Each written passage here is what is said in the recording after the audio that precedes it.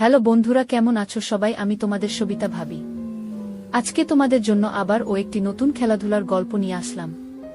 কথা দিচ্ছি, গল্পটি শেষ পর্যন্ত শুনলে ধরে রাখতে পারবে না, বের হয়ে যাবে। বন্ধুরা, প্রতিদিন এমন গরম গরম গল্প পেতে অবশ্যই চ্যানেলটি সাবস্ক্রাইব করে রাখবে। তো চলো গল্প শুরু করি।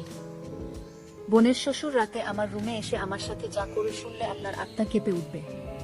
আপনার মেশিন দিয়ে পানি চলে আসবে, আপনি হাতের কাজ করতে বাধ্য হবেন। তাই গল্পটি মনোযোগ দিয়ে সম্পূর্ণ শুনুন। আমার গর্ভবতী দিদি তার নিজের খেয়াল রাখার জন্য বাচ্চার ডেলিভারির শেষের দিকে আমাকে তার নিজের শ্বশুরবাড়ি ডেকে নিয়েছিল। কিন্তু আমার জামাইবাবু সেই সময় আমার সাথে জোর জবরদস্তি করার চেষ্টা করেছিল, আর আমি ভয় পেয়ে গিয়ে আমার দিদিকে সবকিছু বলে দিয়েছিলাম। কিন্তু আমার দিদি আমাকে বলল, তোমাকে এগুলো করতেই হবে, না হলে বাইরের লোকের আঘাত অতটা কষ্ট দেয় না যতটা নিজের লোকের আঘাতে দেয়। আমার সাথেও কিছুটা এরকমই হয়েছিল। আমার এই গল্প আপনার শরীরের লোম খাড়া করে দেওয়ার মতো গল্প। কোনোভাবেই আমার নষ্ট হওয়ার পিছনে বাইরের কোনো লোক ছিল না। আমার এই গল্পটা আপনাদের কাছে পৌঁছানোর উদ্দেশ্য এটাই যে আপনারা সমস্ত বিষয়ে সাবধান থাকুন। আমার নাম নিপা। আমরা দুজন বোন ছিলাম। আমার বড় আপু নীল, আর বিয়ের সময় আমার মাত্র 14 বছর বয়স ছিল। আমাদের দুই বোনের বয়সের মধ্যে খুব একটা তফাৎ ছিল না, কিন্তু আমার দিদি আমার একমাত্র বোন ছিল, আর এই জন্য তার বিয়ের সময় আমাকে দেখে খুব খারাপ অবস্থা হয়েছিল। আমার জামাইবাবু আসে বিদায়ের পর আমাকে ভালোবেসে আমায় তার পাশে বসাল আর আমার হাত ধরে বলতে লাগল, নিপা, তাদের কি আছে, শালি তো আধি ঘরওয়ালি হয়, তোমার যখন মন চাইবে আমাদের ঘরে চলে আসবে। জামাইবাবুর এই কথা শুনে আমি ভীষণ খুশি হয়ে গেলাম। দিদি বিয়ে করে অন্য শহরে চলে গেল। আশিক জামাইবাবু বলতে লাগল, যখনই তুমি তোমার দিদির কাছে আসবে তখন আমি নিজে তোমাকে আমাদের শহরে ঘোরাব। দিদি বিদায়ের পর চলে গেল, কিন্তু আমার মনে ইচ্ছা হলো যে কখন আমি আমার দিদির বাড়ি যাব আর খুব মজা করব। দিদির বিয়ে হয়েছিল 1 বছর হয়ে গিয়েছিল, কিন্তু আমি তার শহরে যেতে পারিনি। পুরো 1 বছর পরে দিদি আমাদের বাড়ির কাছাকাছি এসে ঘুরে গেছিল, আর আশিক জামাইবাবু তার সাথে ছিল। সে খুবই ভালো মানুষ এবং খুব ভালোবাসতো আমাকে। যতদিন সে আমাদের বাড়িতে ছিল ততদিন আমার আগে পিছনে ঘুরতে থাকতো, আমার খুব খেয়াল রাখত। সে আমার জন্য অনেক কিছু উপহার আনত। আমার কোনো ভাই ছিল না, এই জন্য আমার তার প্রতি খুব ভালোবাসা ছিল।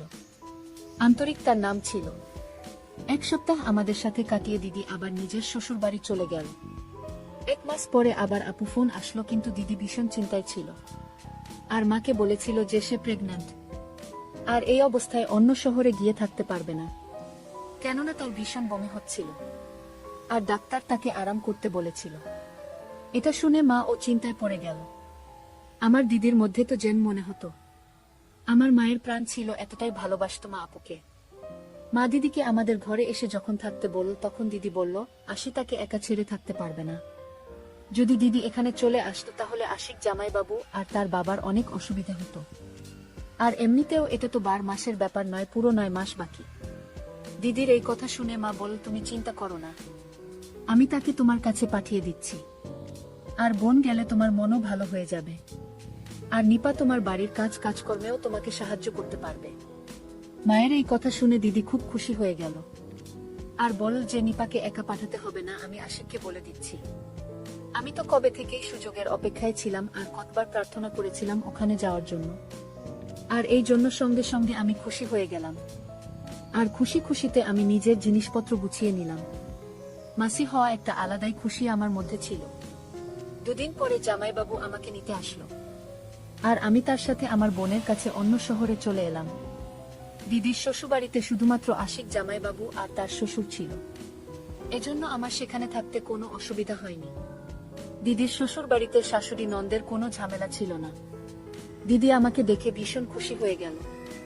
দিদি আগে থেকেই আমার জন্য আমার পছন্দের খাবার তৈরি করে রেখেছিল। আমার থাকার জন্য সামনে একটা ঘর আমাকে দিয়ে দিয়েছিল। দিদির শ্বশুরকে সালাম করতে আমি যখন তার ঘরে গেলাম তখন তার অদ্ভুত কাণ্ড দেখতে পেলাম।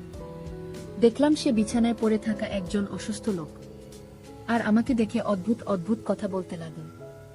দিদি আমার হাত ধরে তার শ্বশুরের ঘর থেকে আমাকে বাইরে নিয়ে আসলো আর বলতে লাগলো তার শ্বশুর অনেক বছর ধরে অসুস্থ, এই জন্য মাঝে মধ্যে সে উল্টোপাল্টা কথা বলে ফেলে। তার ঘরে আর যেন আমি না যাই, আর আমার ওই ঘরে যাওয়ার কোনো দরকার নেই, তাও দিদি আমাকে বলে দিল। দিদির শ্বশুর দিদির বিয়েতেও আসেনি আমাদের বাড়ি। আশিক জামাইবাবু সম্বন্ধে আমার বাবার কোনো একটা বন্ধু দিদির সাথে করিয়েছিল। আমার দিদির শ্বশুরের সাথে আমার এই প্রথম দেখা হয়। আর সত্যিই তো এটাই ছিল যে আমি তার শ্বশুরের সাথে দেখা করে ভীষণভাবে ভয় পেয়ে গিয়েছিলাম। আমি দিদির ঘরে এসেছি 2 দিন হয়ে গেল। আমি আর তার শ্বশুরের ঘরে যাইনি। আশিক দুলাভাই আমার খুব খেয়াল রাখত। আর দিদির শরীর ভালো না থাকার জন্য দিদি বেশিরভাগ সময় বিছানায় শুয়ে কাটাত। সারা ঘর আমি সামলে নিয়েছিলাম। কিন্তু একদিন এমন কিছু হয়ে গেল যে আমার গায়ে কাঁটা দিয়ে উঠল। রাত্রিবেলা খাবার পর রান্নাঘর পরিষ্কার করে আমি যখন ঘরে এলাম আমি ভাবলাম যে আমি স্নান করে আসি। গরম এত বেশি পড়েছে যে পুরো ঘেমে গিয়েছিলাম। আমি স্নান করার জন্য আমার ঘরের বাথরুমে ঢুকে গেলাম। কিছুক্ষণের মধ্যেই আমি যেন অনুভব করলাম যে কেউ আমাকে দেখছে। প্রথম আমার মনে হয়েছিল যে এটা আমার ভুল। কিন্তু হঠাৎ করে আমার নজর বাথরুমের জানালার কাছে যখন পড়ল তখন আমি অবাক হয়ে গেলাম। ওখানে কোন একটা ছায়া যেন আমার উপর নজর রেখেছিল। আমি যেন দেখতে পেলাম। আর আমার বিশ্বাস হয়ে গেল যে কেউ লুকিয়ে লুকিয়ে আমাকে দেখছে। ব্যাপারটা আমি পুরো ঘাবড়ে গেলাম। আমি তাড়াতাড়ি জামা কাপড় পরে নিলাম আর দৌড়াতে দৌড়াতে বাইরে বেরিয়ে এলাম। দিদির ঘরে যখন গেলাম তখন দিদি আর জামাই বাবু আরাম করে একসাথে বিছানায় শুয়েছিল। আমি তাড়াহুড়োতে তাদের ঘরের দরজায় টোকা দিতে ভুলে গিয়েছিলাম। এবার তাদের দুজনকে একসাথে দেখে আমি লজ্জা পেয়ে গেলাম। জামাইবাবু উঠে বসে পড়ল আর বলল, ভিতরে চলে এসো। নিতা দরজায় দাঁড়িয়ে কি করছো? আমি বুঝতে পারছিলাম না যে আমার কি করা উচিত। আমি তাকে কি করে বলতাম যে বাথরুমের জানালা দিয়ে কেউ আমাকে যেন দেখছিল মনে হলো। কোনো একটা ছায়া দেখতে পেলাম যেন মনে হলো। আমি এমনি বলে দিয়েছিলাম যে দিদির কাছে জিজ্ঞেস করতে এসেছি দিদি দুধ খাবে কিনা। দিদি বলল, তুমি আরাম করো, বাকি কাজটা শেষ করে দেবে। আমি দিদির ঘর থেকে বেরিয়ে যখন আমার ঘরে ঢুকেছিলাম তখন দেখতে পেলাম দিদির শ্বশুর বারান্দা দিয়ে হেঁটে নিজের ঘরে যাচ্ছে। আমাকে ভীষণ অদ্ভুত চোখে সে তাকাতে লাগল আর বলতে লাগলো, তুমি খুব সুন্দরী, নিজের খেয়াল রেখো কিন্তু। এই কথা শুনে আমি রেগে গেলাম। ভাবতেও পারিনি যে সে আমাকে এই ধরনের কথা বলতে পারে। আমি ভয় পেয়ে গিয়ে আমার ঘরে চলে গেলাম। সারা রাত আমি জেগে রইলাম আর জেগে কাটিয়ে দিলাম এসব ভেবে যে দিদি তো বলেছিল যে তার শ্বশুর পুরোপুরি অসুস্থ আর সে ঘর থেকে বেরোতেও পারে না। তাহলে এত রাতে সে বারান্দায় কিভাবে গেল আর সে কি করছিল? ব্যাপারটা তো খুব অদ্ভুত। আমাকে খুব ভাবিয়ে তুলেছিল। বাথরুমের জানালার কাছে যেটা ছিল সেটা কি শুধুমাত্র আমার চিন্তা নাকি সত্যি? ওটা কি আমার চিন্তা ছিল? ওটা দিদির শ্বশুর ছিল না তো? এই প্রশ্নটা আমাকে পাগল করে দিচ্ছিল। পুরো রাত এমনি তাকিয়ে তাকিয়ে আমি কাটিয়ে দিলাম। তারপরের দিন সকালবেলা জামাইবাবু অফিস যাবার সময় বলে গেল, নিপা আমি বিকাল বেলা তাড়াতাড়ি চলে আসব আর তোমাকে শপিং এর জন্য বাজার করতে নিয়ে যাব। তুমি বিকেল বেলা রেডি থেকো। এটা বলতে বলতে হঠাৎ সে আমার কাছে চলে আসলো আর আমার গালে হাত দিল আর অফিসে চলে গেল। দিদির পিছনেই দাঁড়িয়ে ছিল। দিদি বলল যে আশি তোমাকে ভীষণ ভালোবাসে, তোমার অনেক খেয়াল রাখে, তুমিও চেষ্টা করো ওর খেয়াল রাখার।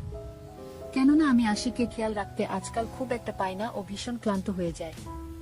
দিদির এই কথা শুনে আমি বললাম, তুমি চিন্তা করো না, আমি আশির ভাইয়ের যথেষ্ট খেয়াল রাখব। বিকাল বেলা আমি সেজেগুজে তৈরি হয়ে গেলাম।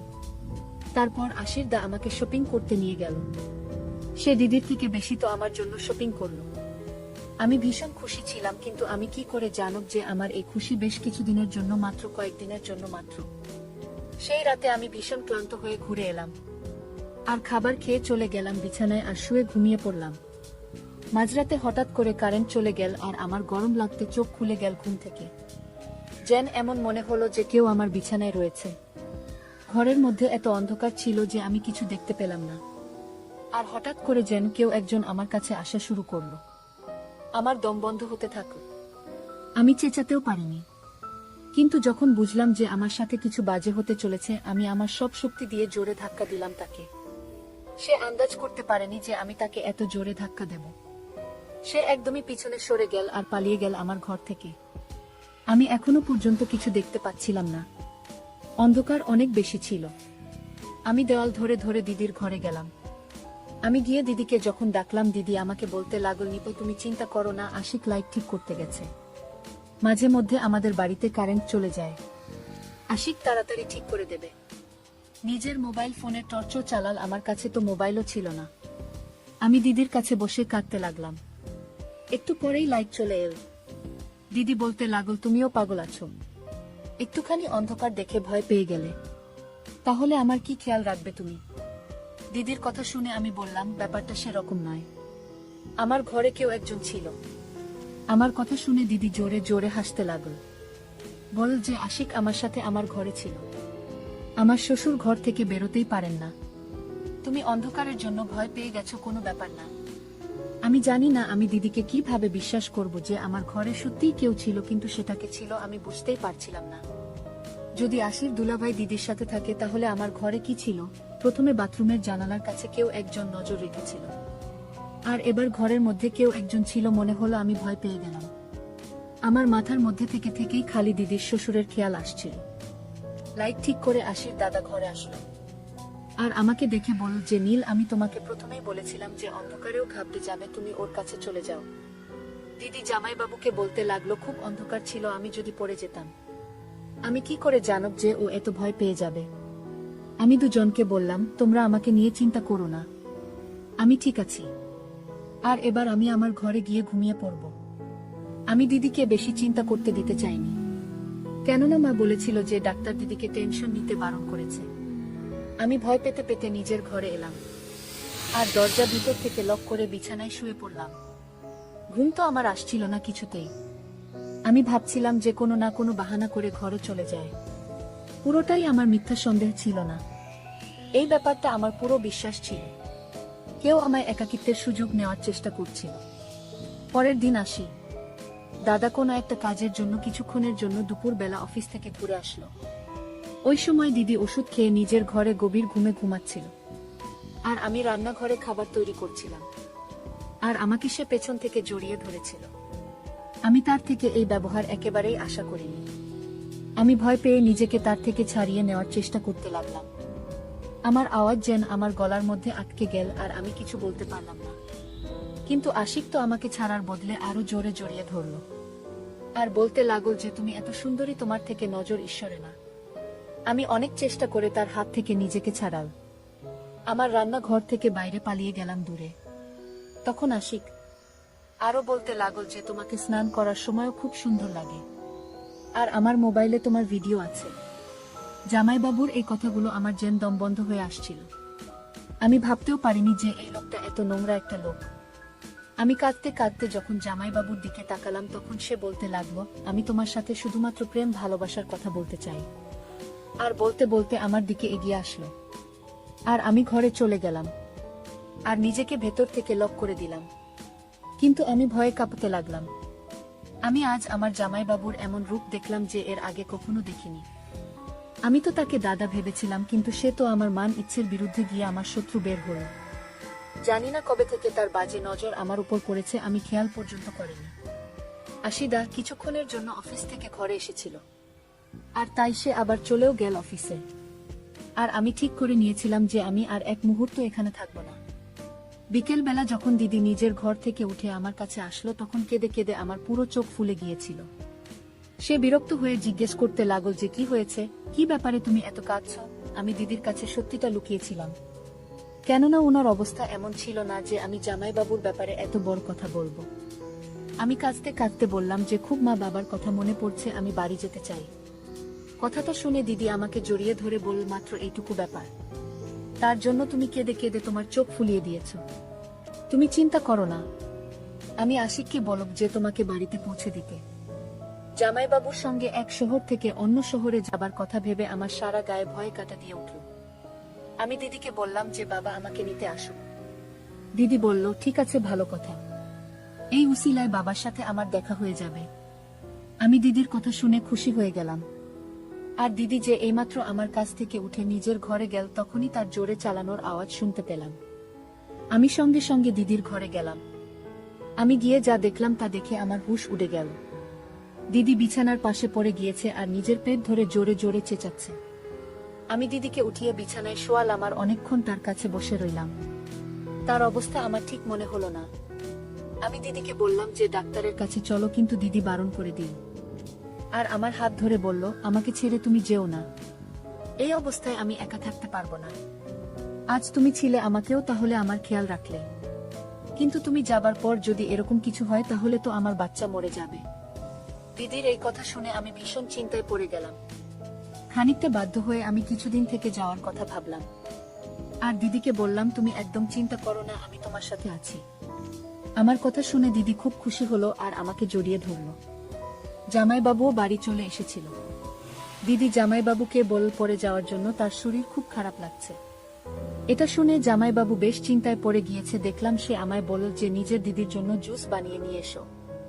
আমি রান্নাঘরে গিয়ে সবার জন্য জুস বানাতে লাগলাম। আরও একবার আসি তার রান্নাঘরে চলে আসলো আর আমার সাথে জবরদস্তি করার চেষ্টা করলো। আমি আশিক ডাকে ধাক্কা দিলাম আর রেগে গিয়ে বললাম, তোমার লজ্জা করে না? তোমার বউয়ের শরীর এত খারাপ আর তুমি নিজের তালিকার সাথে এরকম নোংরামো করছো। জামাইবাবুর উপর আমার কথার কোনো প্রভাব পড়ল না। সে আমার সাথে আবার জোর জবরদস্তি করতে লাগল। আমার চেঁচানোতে দিদি চলে আসলো।